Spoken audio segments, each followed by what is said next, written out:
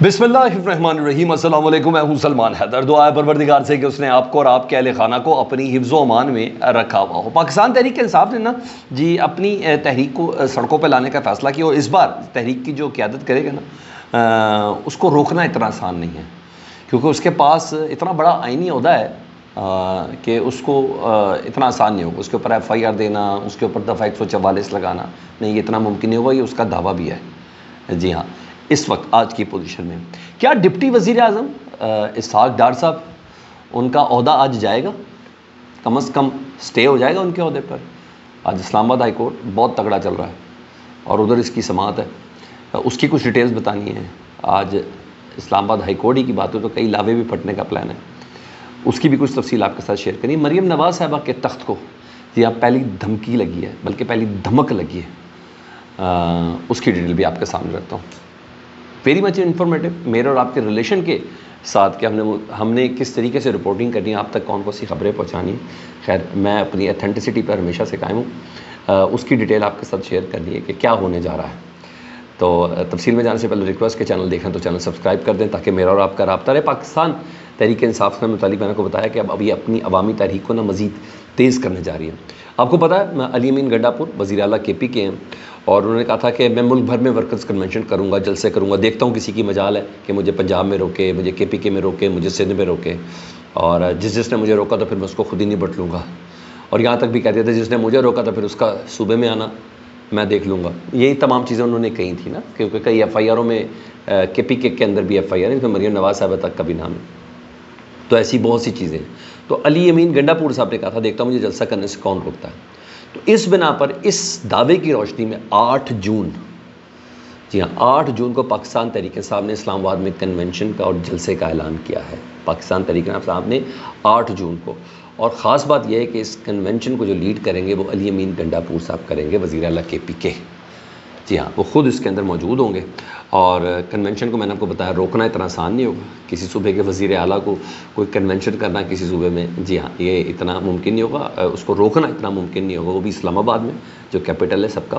تو یہ چیز ہے، اتنا آسان نہیں ہوگا، کیونکہ اس سے پہلے گجرانوالہ میں، فیصل آباد میں جلسوں کی تاریخ تھی، مگر آپ کو پتہ انتظامیہ نے اجازت نہیں دی تھی، مگر وہاں ایک مشترکہ جو تحفظ آئین پاکستان کے تحت جو ایک اپوزیشن کا ایک اتحاد ہے ان کے تحت تھی، لیکن وہ جلسے ملتوی کرنے پڑے، پھر وہ ایک چھوٹے سے بعض کنونشن کی شکل اختیار کر گئے، لیکن آواز ضرور آئی، لیکن اس طریقے سے وہ امپیکٹ نہیں دیا جا سکا کہ جس کی ضرورت تھی۔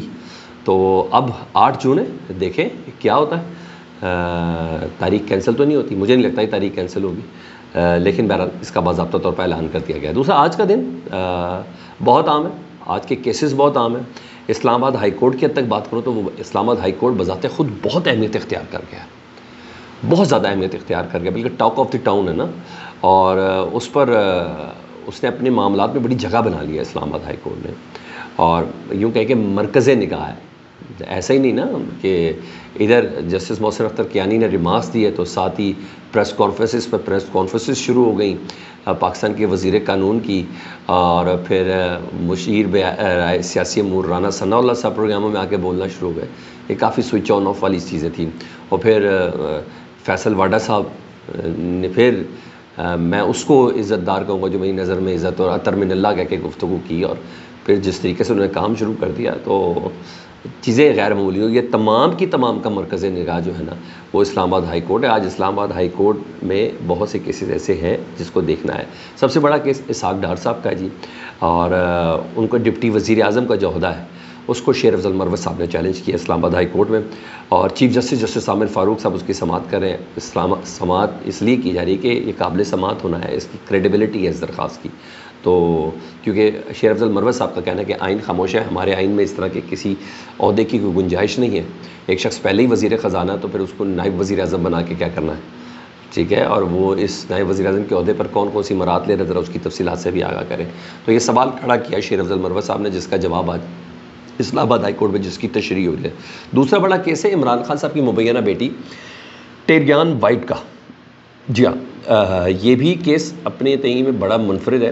تو اس کیس سے ہی پھڈا شروع ہوا تھا بیسکلی، جی ہاں یہ ذہن میں رکھنا، اتنا حساس کیس ہے، ججز پہلے ہی اس کیس کو اڑا چکے ہوئے ہیں، ٹھیک ہے، مگر فیصلہ دینے سے انہیں روک دیا گیا تھا، ان کے اوپر دباؤ ڈالا گیا تھا، بینچ تبدیل کیا گیا. جسٹس عامر فاروق صاحب تک نے کہہ دیا تھا کہ 5 منٹ میں اس کیس کا فیصلہ عمران خان صاحب مان جائیں تو بھی کیس ختم، نہ مانے تو بھی کیس ختم.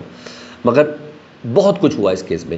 ایون جو 6 ججز کا خط ہے نا سپریم جوڈیشل کونسل میں کہ ہمیں ایگزیکٹو ہماری مداخلت کرتی ہے ہمارے معاملات کے اندر، ہمیں دھمکیاں دی جاتی ہیں، وہ ہمارے گھر کے لوگوں کو اغوا کیا گیا، پھر کیمرہ وغیرہ، تو اس کی جو بنیاد تھی نا وہ یہی عمران خان صاحب کی مبینہ بیٹی ٹیریان وائٹ والے کیس کی بنیاد تھی کہ اس پہ 6 ججز نے کہا تھا کہ ہم پہ دباؤ ڈالا جاتا ہے. سب سے پہلے جس کیس پہ دباؤ ڈالا گیا تھا ایگزیکٹو کی طرف سے وہ اس کیس کے اوپر تھا مبینہ طور پر جو 6 ججز کہہ رہے ہیں.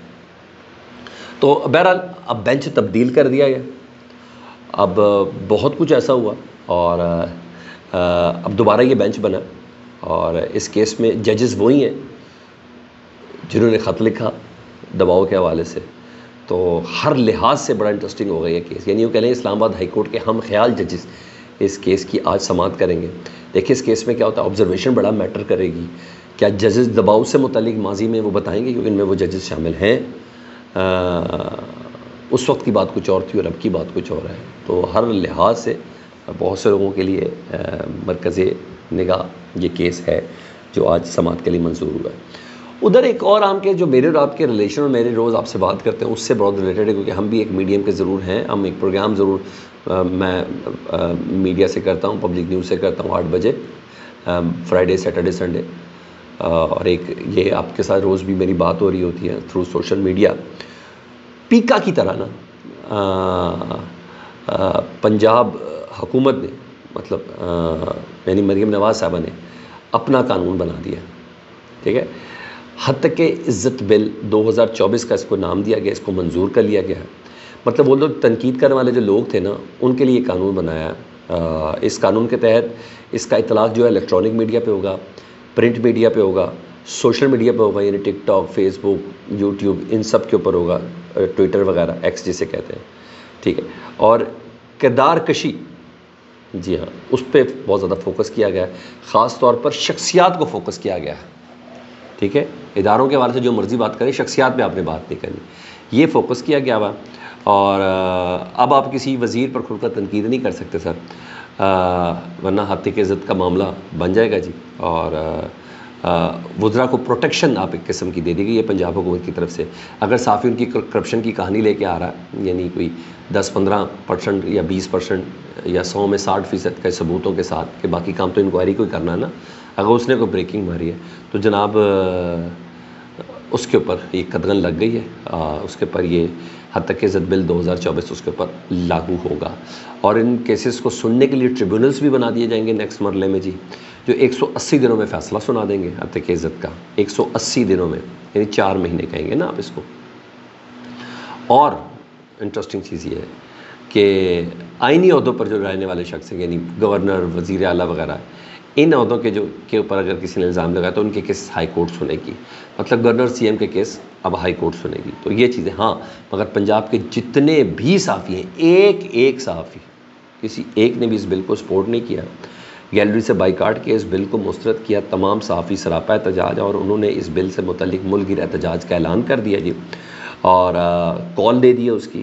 میں نے پتا پریس گیلری سے انہوں نے بائیک آؤٹ کیا. اب یہ دیکھتے ہیں کہ مریم نواز صاحبہ اچھا خاصا پھڈا تو ہو گیا صحافی برادری سے، سوشل میڈیا ایکٹیوسٹ سے. اب دیکھتے ہیں مریم نواز صاحبہ اس لڑائی کو سنبھال پائیں گی کہ نہیں سنبھال پائیں گی، کیونکہ ان کے تخت پر یہ پہلا دھچکا ہے. اور صحافی کمزور تو ہیں پاکستان میں، لیکن اتنے بھی کمزور نہیں ہیں. یہ جو کچھ ہو رہا ہے کہیں نہ کہیں رپورٹ ہو رہا ہے، تو آپ اور میرے ذہن سازی ہو رہی ہے نا، ہماری زبان چل رہی ہے، ہم بول رہے ہیں، ہم سمجھ رہے ہیں. کسی نہ کسی چیز کے پیچھے صحافی حضرات تو ہیں ہی. ٹھیک ہے، تو اب دیکھنا یہ ہے کہ یہ پھڈا ان کے لیے مشکل کا باعث بنتا ہے کہ نہیں بنتا ہے. مجھے لگتا ہے باعث بنے گا. باقی آپ فیڈ بیک سے متعلق ضرور آگاہ کریں. اپنا بہت خیال رکھیں. اللہم صلی علی محمد و آل محمد.